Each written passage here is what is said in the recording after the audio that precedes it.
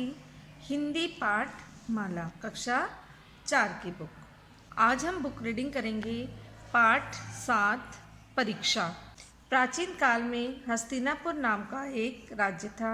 वहाँ महाराज धृतराष्ट्र राज करते थे। धृतराष्ट्र के 100 पुत्र थे जो कौरव कहलाते थे और उनके सबसे बड़े पुत्र का नाम दुर्योधन था। क्या था? प्राचीन काल की बात। प्राचीन काल में एक प्राचीन काल मतलब पुराने ज़माने की बात है। वहाँ पे एक हस्तिनापुर नाम का राज्य रहता था, है ना, राज्य था। वहाँ महाराज धृतराष्ट्र, वहाँ के जो राजा का क्या नाम था? महाराज धृतराष्ट्र, वो राज करते थे। आपने महाभारत में देखा होगा बेटा, धृतराष्ट्र जो देख नहीं सकते थे वो राज करते थे। धृतराष्ट्र के 100 पुत्र थे। कितने पुत्र थे? धृतराष्ट्र के 100 पुत्र थे जो कौरव कहलाते थे। क्या कहलाते थे? कौरव। और उनके सबसे बड़े पुत्र का नाम दुर्योधन था। धृतराष्ट्र के छोटे भाई पांडु, उनके छोटे भाई का नाम क्या था? पांडु। पांडु के 5 पुत्र थे, युधिष्ठिर, भीम, अर्जुन, नकुल और सहदेव। धृतराष्ट्र के छोटे भाई का नाम पांडु था और पांडु के कितने पुत्र थे? 5 पुत्र थे, युधिष्ठिर, भीम, अर्जुन, नकुल और सहदेव। युधिष्ठिर पांडवों और कौरवों में सबसे बड़े थे। कौन सबसे बड़े थे? युधिष्ठिर, पांडव और कौरव में। ठीक है। वे सभी भाई को बहुत प्यार करते थे। सभी भाई को बहुत प्यार करते थे। कौन? युधिष्ठिर। ठीक है। सब राजकुमार एक साथ खेलते और गुरु द्रोणाचार्य से शिक्षा प्राप्त करते थे। सभी भाई कैसे करते थे? एक साथ खेलते थे और गुरु द्रोणाचार्य से शिक्षा प्राप्त करते थे। गुरुजी समय समय पर राजकुमारों की परीक्षा लिया करते थे। एक दिन गुरु द्रोणाचार्य ने उन्हें एक पाठ में पढ़ाया, सदा सच बोलो, क्रोध मत करो। उन्होंने सभी राजकुमारों से अगले दिन पाठ याद करके आने के लिए कहा। राजकुमार एक साथ खेलते थे और गुरु द्रोणाचार्य जी से शिक्षा प्राप्त करते थे। और राजकुमार को उनके गुरु कौन थे भाई? गुरु द्रोणाचार्य। बेटा जितना मैंने अंडरलाइन किया है आप लोग भी अपने बुक में अंडरलाइन करते जाएंगे। ठीक है। और गुरु द्रोणाचार्य से उन्होंने शिक्षा प्राप्त की। और आप लोग का हमेशा क्लास टेस्ट होता है ना, और उसके बाद एनुअल एग्ज़ाम भी होता है, हाफ ईयरली भी होता है ना। तो वैसे ही इनके जो गुरु द्रोणाचार्य थे समय समय पर बच्चों की परीक्षा लिया करते थे।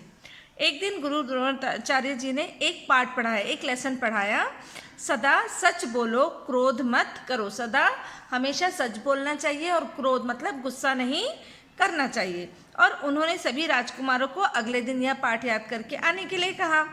सभी राजकुमार पाठ याद करने लगे।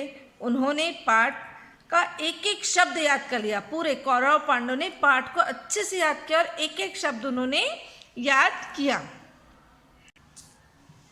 अगले दिन गुरुजी ने एक एक राजकुमार को पास बुलाकर पाठ सुनाया। अगले दिन गुरुजी ने एक एक राजकुमार को, सभी राजकुमार को एक एक करके अपने पास बुलाया और पाठ के बारे में सुना। सभी राजकुमारों ने रटा रटाया पाठ गुरु को सुना दिया। केवल युधिष्ठिर ने ही आधा पाठ सुनाया और कहा, गुरुजी मुझे अभी पूरा पाठ याद नहीं हुआ है। युधिष्ठिर की बात सुनकर गुरुजी बोले, कोई बात नहीं, बाकी का पाठ कल सुना देना।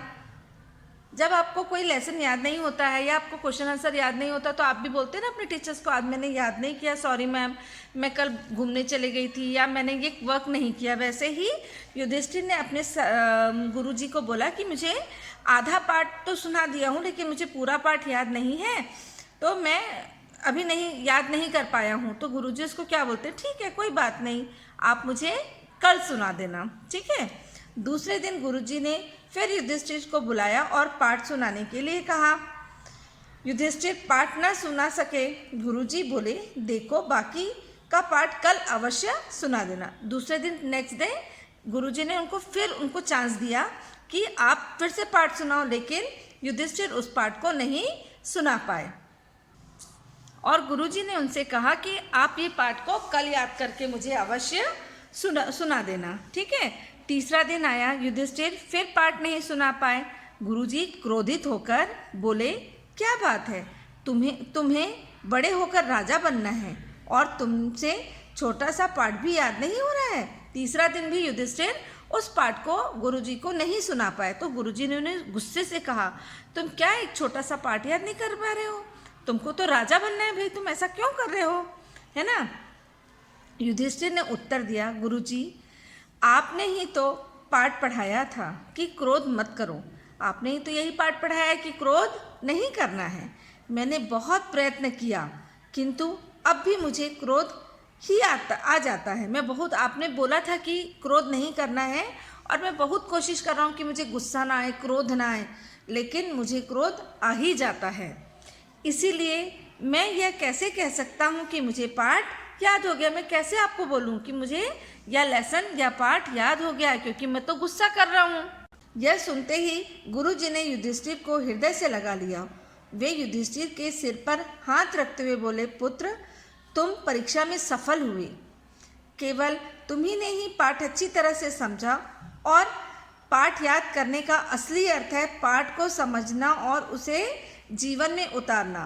पुत्र तुम सचमुच राजा बनने के योग्य हो, है ना।